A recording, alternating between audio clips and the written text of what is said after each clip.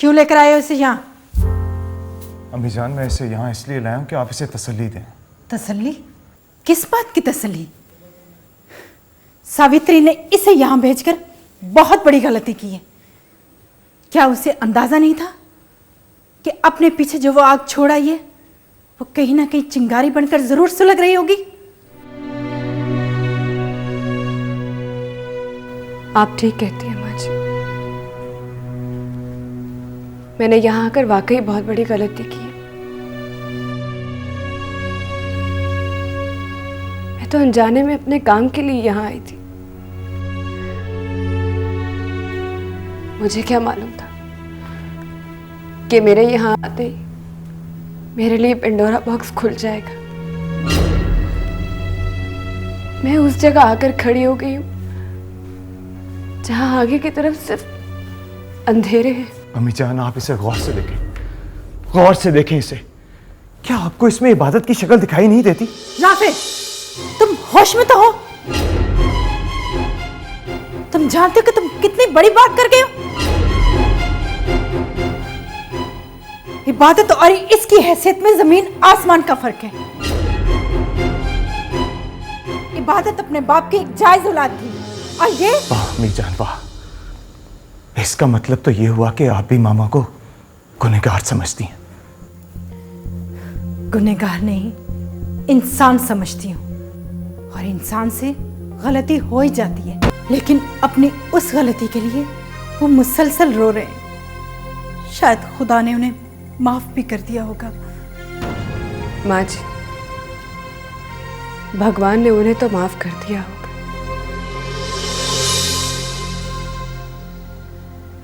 लेकिन मुझे माफ करने के लिए कोई भी तैयार नहीं, जबकि मेरा कोई कसूर भी नहीं है। इसके बावजूद हर तरफ नफरत भरी निगाहों का सामना करना पड़ रहा है।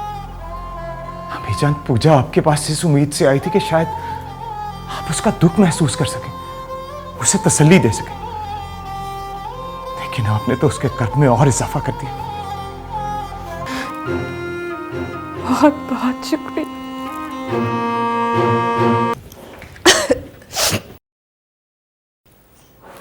पूजा बेटा, क्या मुझसे नाराज? क्या मैं इस काबिल हूं कि मेरे नाराज होने या ना होने की परवाह की जाए? पूजा, मैं समझ रहा हूं इस वक्त तुम्हारे दिल पे क्या गुजर रही है। अब इससे क्या फर्क पड़ता है बापू? मुझे मौत मिलनी थी, मिल चुकी। आपने यहाँ आकर अपना फर्ज अदा कर दिया। पूजा, मैं नहीं जानता था कि जो मैं पीर सिराज से कह रहा हूं उसे तुम सुन रही होगी। आखिर आपको इतना जानलेवा सच बोलने की जरूरत ही क्या थी बापू? क्यों ऐसा सच बोला जिससे मेरे दो टुकड़े करके रख दिए? क्यों बापू? सिराज साहिब को यह बताना जरूरी था। क्यों जरूरी था बापू? जहां आपने 25 साल गुजार दिए वहां और गुजार लेते। और वैसे भी अब मेरी हैसियत ही क्या है? कुछ भी तो नहीं। एक ऐसा वजूद जिसे काट कर फेंक दिया गया हो, खुद से अलग कर देते बापू, जिस तरह पीर सिराज ने कर दिया था। सिराज साहिब तुम्हारे बाप हैं बेटा। बाप? बाप ऐसा होता है जिसे पता ही नहीं कि उसकी औलाद का कोई वजूद भी है, जो हजारों मील दूर कहीं परवरिश पा रही है, जिसने ये कभी जानने की कोशिश नहीं की कि मैं और मेरी माँ कैसी है, कहाँ है, किस हाल में है। ऐसा होता है बाप।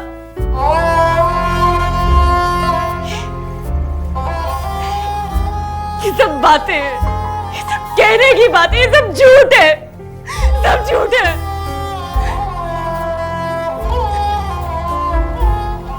इस तरह नहीं रोते बेटा। मुझे तो आप पे हैरत है बापू, कैसे इंसान है आप? एक नाजायज वजूद को सारी जिंदगी अपने सीने से लगाए रखा। क्यों बापू? महाराज तक ने अपनी आंखें फेर ली।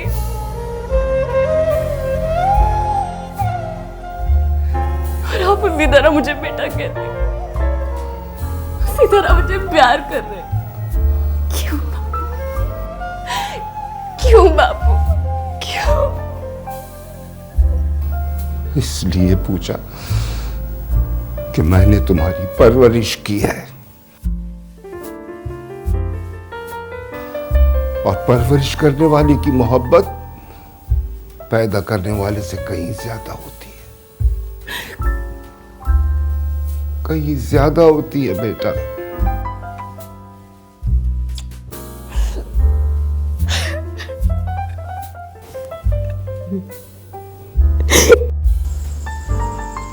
क्या मैं इस काबिल नहीं हूं कि तुमसे बात कर सकूं? ये फैसला तुझे खुद करना चाहिए। एक फूल की इतनी बड़ी सजा आखिर कब तक मिलेगी?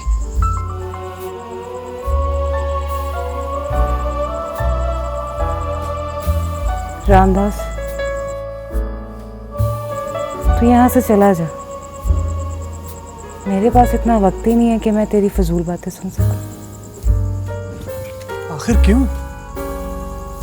क्यों राखी?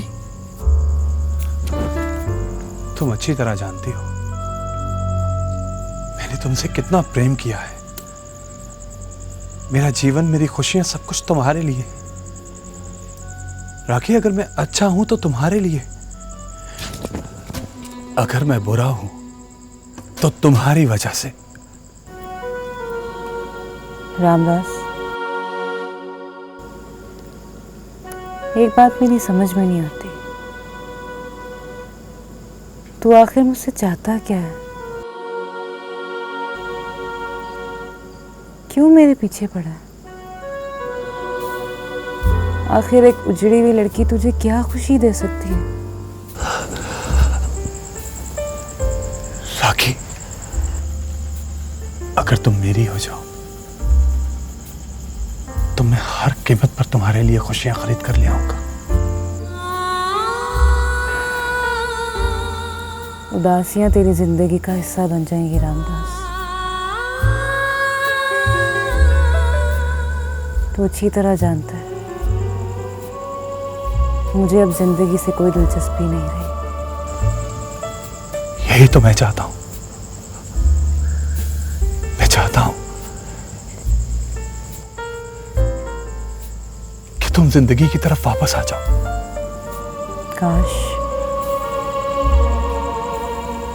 काश मैं जिंदगी की तरफ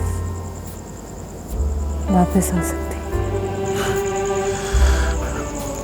राखी, एक बात याद रखना,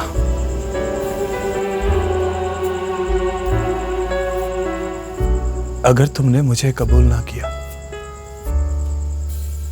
तो मैं सारी जिंदगी इसी तरह अंधेरों में भटकता रहूंगा।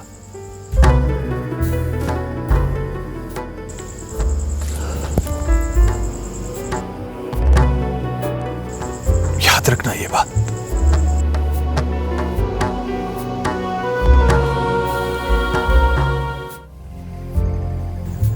मैं अब यहाँ रहकर क्या करूंगी? पूजा, मैं बहुत दूर से तुम्हें ढूंढता हुआ यहां तक आया हूं। आखिर क्यों? तुम मेरा पीछा छोड़ क्यों नहीं देते? मेरी मजबूरी है। मैं ऐसे हालात में तुम्हें अकेला नहीं छोड़ सकता। क्या मजबूरी है तुम्हारी? पूजा, कुछ बातें समझने के लिए तकरीर की जरूरत नहीं होती। कुछ बातें समझ ली जाती हैं।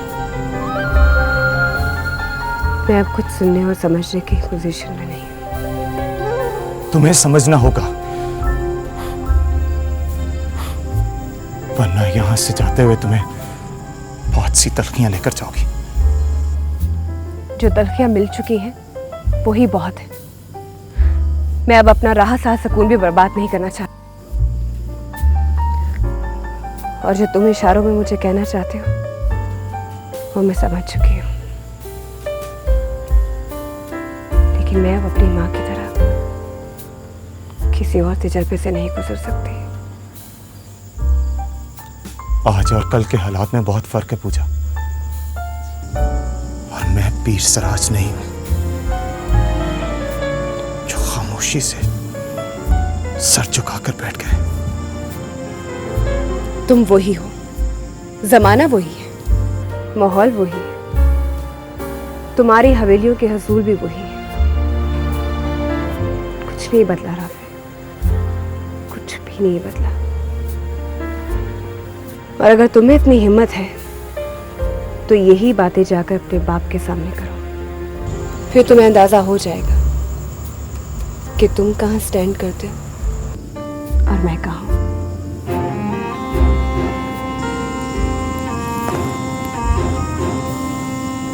ठीक है।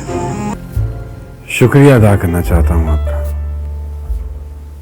पूजा की जो परवरिश आपने की है उसका बदला नहीं दे सकता। तो फिर सिराज साहिब, आप अपनी पूजा पे भी एक एहसान कर दीजिए। उसे इस जायज और नाजायज की उलझन से निकाल दीजिए।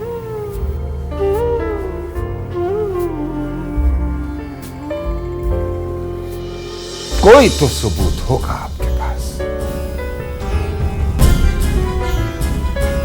हाँ, निकाहनामा या फिर कोई और चीज।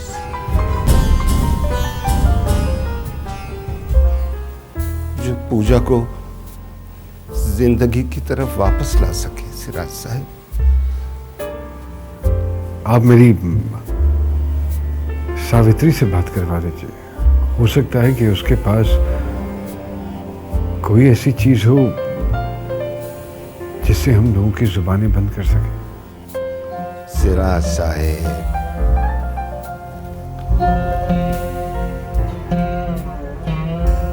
मैंने सावित्री से बात की थी। सिराज साहब,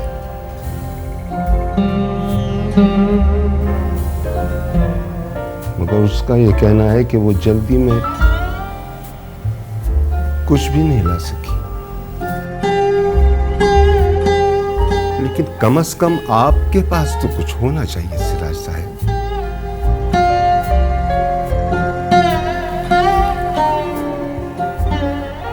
बदकिस्मती है मेरी।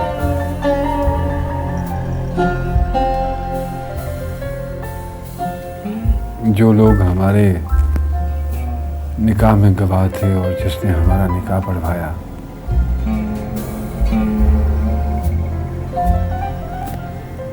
वो इस दुनिया में नहीं है। मुझे यकीन है सिराज साहब, आप पर भी और सावित्री पर भी।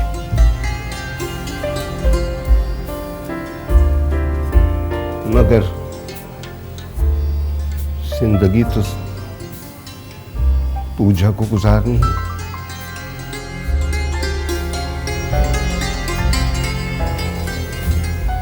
देखें उसके साथ क्या होता है।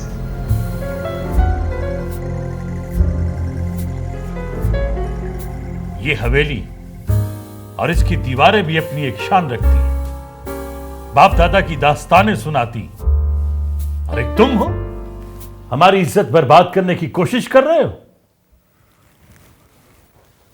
बाबा, मैंने ऐसा कुछ नहीं किया। तो फिर क्या ताल्लुक है तुम्हारा उस लड़की के साथ? ये लड़की है ही गुनाह की पैदावार। अव्वल तो मैं इस बात को नहीं मानता कि वो किसी गुनाह की पैदावार है, और अगर ऐसा है भी तो वो खुद तो गुनाह नहीं है बाबा। बस बहुत हो गई, अब तुम्हारा उस लड़की के साथ कोई ताल्लुक नहीं होना चाहिए। बाबा, मैं इस सफर में बहुत दूर तक निकल आया, अब वापसी बहुत मुश्किल है। क्या मतलब है तुम्हारा? वो मेरी कजन भी है, इबादत की तरह मुझे उसका ख्याल भी रखना है। तुम होश में तो हो? हाँ बाबा, मैं होश में ही हूं। ऐसा हरगिज नहीं हो सकता। बरसों पहले की कहानी फिर से नहीं दोहराई जाएगी। पहले उसकी मां ने पीर सिराज को अपने चुंगल में गिरफ्तार किया और अब तुम सर उठाए खड़े हो उस लड़की के लिए। बाबा, वो बहुत अच्छी लड़की है। आप उसकी मां को दरमियान से हटाकर उसे एक बार मिले तो सही, आपको एहसास होगा कि मुझे एहसास करने की कोई जरूरत नहीं है। बस मैंने तुम्हें कह दिया है, उस लड़की से कोई ताल्लुक नहीं होना चाहिए तुम्हारा। ऐसा नहीं हो सकता बाबा। मैं उसका साथ देता रहूंगा जब तक वो चाहेगी। ये बात है, फिर इस घर के दरवाजे अपने लिए बंद समझे।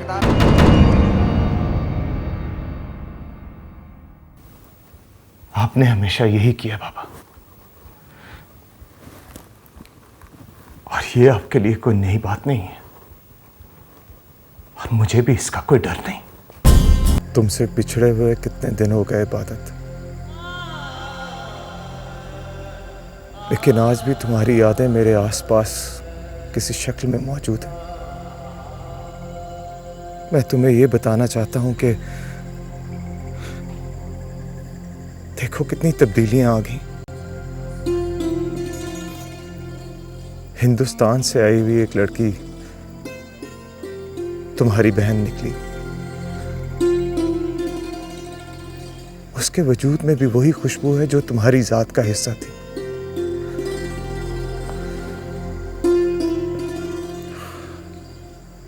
लेकिन अनजाने में तुम उससे नफरत करने लगी। मैंने शुरू में उसे बस ऐसे ही देखा था, सरसरी निगाहों से।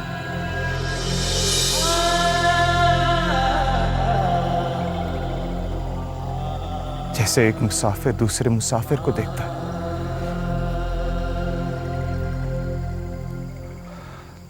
लेकिन आहिस्ता आहिस्ता वो मेरे एहसासात का हिस्सा बनती चली गई। हाँ इबादत, मैं आज तक उससे इजहार नहीं कर सका।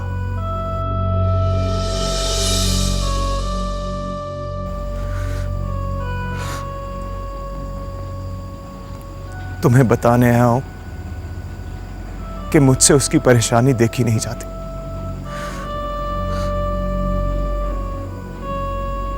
मुझे उसका उदास और परेशान होना अच्छा नहीं लगता। फिर भी मुझ में उससे कुछ कहने की हिम्मत नहीं है। इबादत, मुझे तो पूजा तुम्हारा ही दूसरा रूप दिखाई देती। मैं ये चाहता हूं उसके सामने ऐसा सच आए कि वो खुद से नफरत ना करे।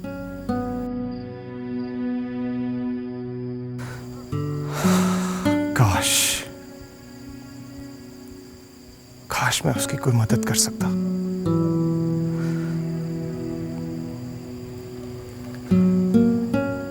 जो मेरे दिल का हाल था वो मैंने तुमसे कह दिया, वरना घुट घुट के मर जाता।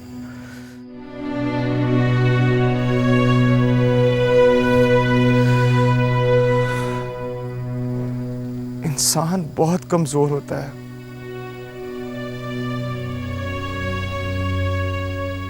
मगर मोहब्बत उसे ताकत और हौसला देती। आखिर जिंदगी कभी कभी इतनी देर क्यों कर देती है कि उम्मीदें पूरी होने पर खुशी की बजाय अफसोस होता है। अब एहसास हो रहा है कि तुम किन जज्बों के लिए मेरा साथ देते थे।